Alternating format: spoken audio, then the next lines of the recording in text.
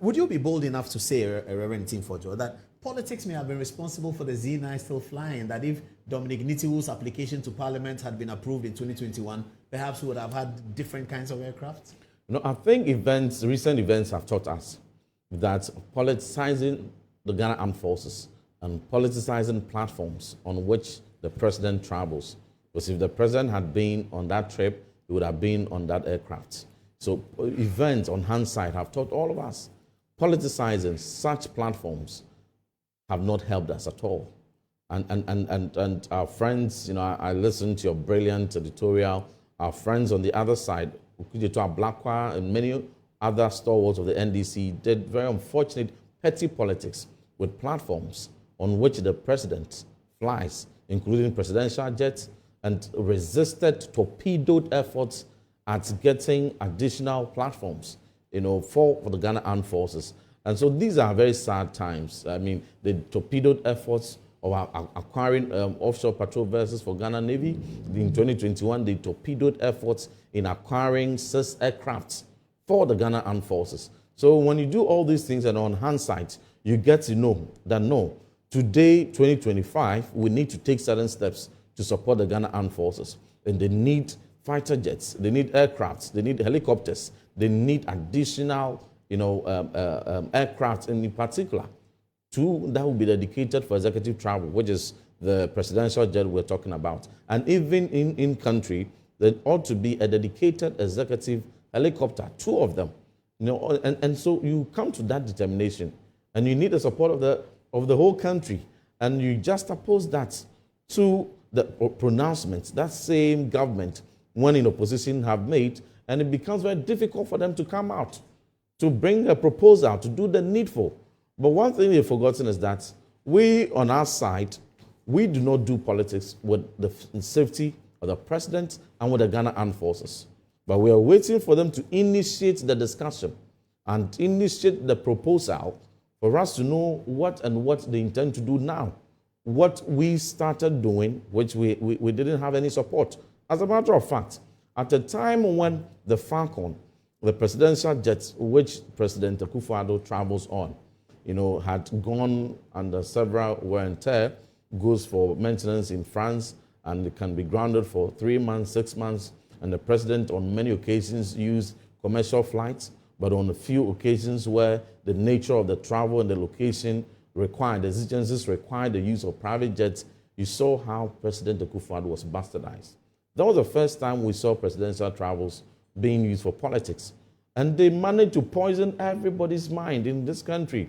They drew, caricature about president bathing in the air. There are people who are not president, who are ordinary like myself, who fly commercial, and they get to take a shower on the commercial flight.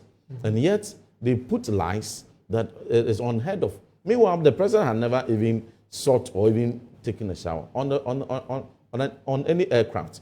But all that short, they even went further. Jet Ablakwa went further to vow that should they come to power and find any vice president or president of a stock of his government, flying on chartered jets other than commercial flights, he's going to resign. He made this clear, and they are playing all the videos.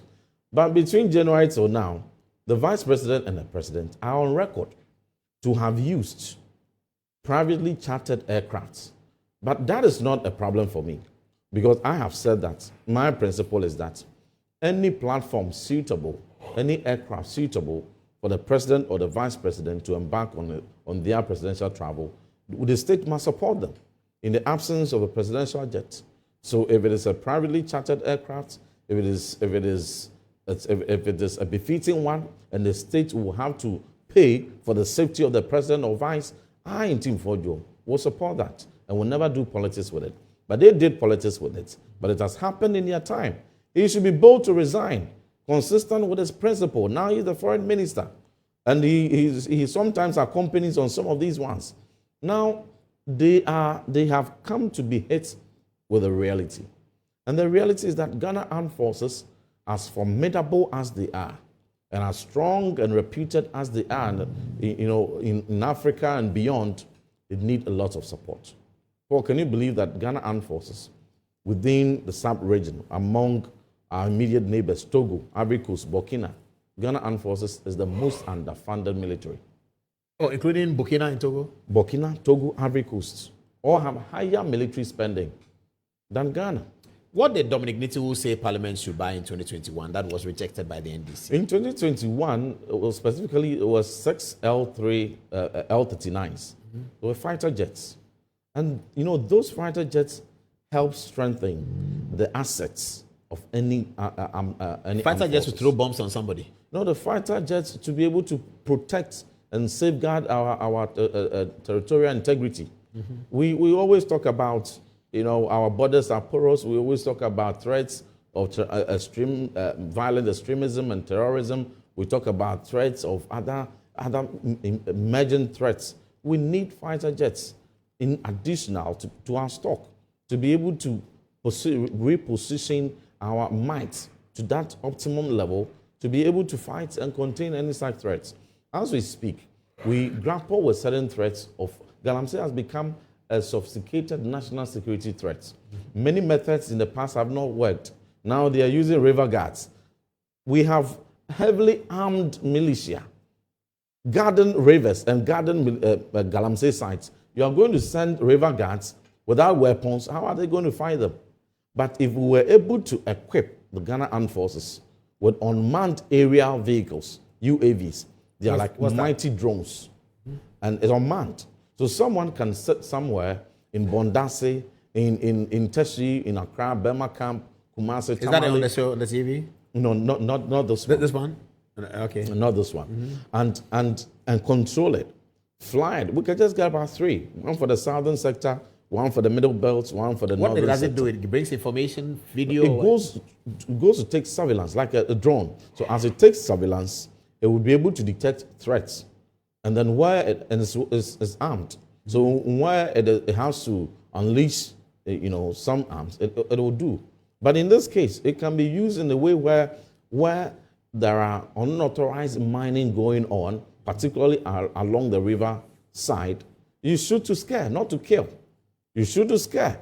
And when people see, such unmanned, heavy, robust, unmanned aerial vehicle flying on top of their sites, if they are illegal miners, and then it's shooting to scare, nobody will have to send men there, whether national security, who will end up going there to even, perpetrate the Galamsey. To get compromised. Yeah, they get compromised. So these are the discussions we should be having. And these are discussions that have been on the table.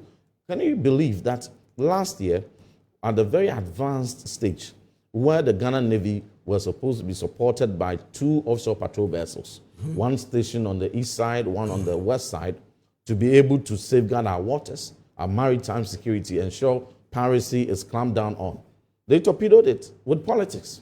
So a time has come that Ghana Armed Forces, resourcing must become a national security priority. It must be a national priority. And for some of us, we are advocating strongly for that. But they must come boldly out of wherever they are, first to apologize to Ghanaians that when the reality was told us by President Akufo-Addo government, but the then-led Minister Dominic Nitiwu, and all these proposals, some of which we find expression in Hansard, contained in parliamentary reports, and we used our opposition might to torpedo it. We have come on Hansard to realize that they were the needful investment that we should have done into the Ghana Armed Forces. And today, we think that we should go ahead to do it. You remember the Falcon? People always talk about, NDCs claimed in last year, 2 years ago, that the Falcon is the 3rd best presidential jet in Africa. Well, they said it was good until 2030. Yeah, they've given up to 2030 and all that. So how come they're not using it now? President John Ejekun Kufuor, in his wisdom, saw in 2007 that the state needed dedicated aircraft for the Air Force, and that would be used for executive travels. And for that, there had to be 2.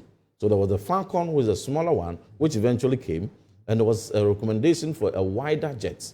And that wider jet, there was an option of going for Boeing or going for Airbus. But there was the real commitment paid for, or a down payment paid for the Falcon. So in 2010, even though there was turnover, because there was that initial deposit, if you don't go ahead with it, you lose your deposit. So they paid whatever had to be paid, and then the Falcon came.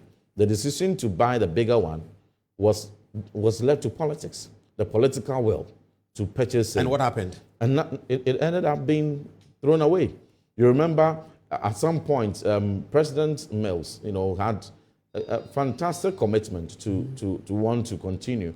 And then he set up a committee that instead of the Airbus Boeing, he wanted a cheaper one. He thought the Embraer would be a good option, sent delegation to Brazil. They came back, and you remember July 2011, the then Attorney General, Martin Amidu came out, Honorable Martin Amidu came out to indicate some concerns, the discomfort of the then President Mills as to the handling of the people he put in charge of the negotiation of the Embraer, and how uncomfortable he got, and the public got this perception about some people trying to put some things on it, and then the whole thing and the political will just dwindled, and that second jet never came. So pressure of utilization had come on the Falcon and had been used more than it was planned to be used. Now we need to have that conversation. Because somebody just sent me the story, published on September 28, 2021, and it says, the minority in parliament has said it will resist attempts by the Akufo-Addo-led administration to purchase a bigger presidential jet for the country. The ranking member on Foreign Affairs Committee, Samuel Okudzeto Ablakwa, said the move will never be backed by the NDC minority when it is presented to the House for approval. The Akufo-Addo administration, there's a quote from Ablakwa, it says, the Akufo-Addo administration will not get the support of the NDC in purchasing a new aircraft. We are not convinced that there's anything wrong with the current jet, he said. The president, quotes still, the president and his ministers have not been transparent and accountable enough. This whole business of leading aircraft is born out of insatiable appetite for luxury. We are not going to endorse, collaborate, and support anything that only seeks to advance the president's insatiable appetite. Mr. Ablakwa also indicated that he's seeking to file another urgent question on the cost of the President Akufo-Addo's recent trips to the U.S., and he told City News that he hopes he gets answers when Parliament reconvenes next month. The challenge now, he says, is that the House is on recess. The House will have to resume before the Speaker can admit the question. There are a number of questions I'm pursuing, he said. There are new questions for National Security Minister on the President's recent trip to the U.S. President Akufo-Addo has come under fire from his Member of Parliament in North Tongue, Samuel Okudzeto Ablakwa, who has consistently accused the President of wasting taxpayers' money on hiring luxurious jets for his foreign trips instead of using the existing presidential jet. That's a story culled from 2019. Another one says, we did order, this from an MPP person, says, we did order 6 NGL-39 fighter jets from Czech Republic. The usual suspects shot it down. We also ordered 6 helicopters from Russia. That order has been there since 2013, and that was also blocked. As for the presidential jet, it was President Mills who cancelled the order for an appropriate one. Then we got ourselves involved in Embraer and the whole government official one business. The rest is the sad case of political ping pong. Another one says, we do not need a new presidential jet. That's from Samuel Brian Boabing. Those in government pushing for one because of Chobo should think twice. Mr. Mohammed's track record on jet acquisition and scandals that followed remain fresh on our minds. The current presidential jet is in an excellent condition and, in Ablakwa's own words, can serve well beyond 2030. It is unacceptable for President Mahama to live like the Sultan of Brunei while ordinary citizens struggle to afford 3 square meals a day. That's Samuel Boaben. Honorable Ntim Fordjour, it doesn't look like the story is going to end. Yeah, and it's because of their utterances in the past and their posture in the past. Now they are hit with the reality, and they are rather shy to come out to initiate the discussion and to bring forth to the table the proposals that are needful for the Ghana Armed Forces. Paul, I think that they have erred big time, and they have to eat the humble pie and apologize to Ghanaians. We're in opposition, and we did reckless politics with platforms of the Ghana Armed Forces, of the Navy, of the Air Force, of the Army, and even for presidential travels. Now we are in power and we think that we erred. Ghana, forgive us. President Akufo-Addo, forgive us. When that humble step has been done, then they can come to the table, bring proposals.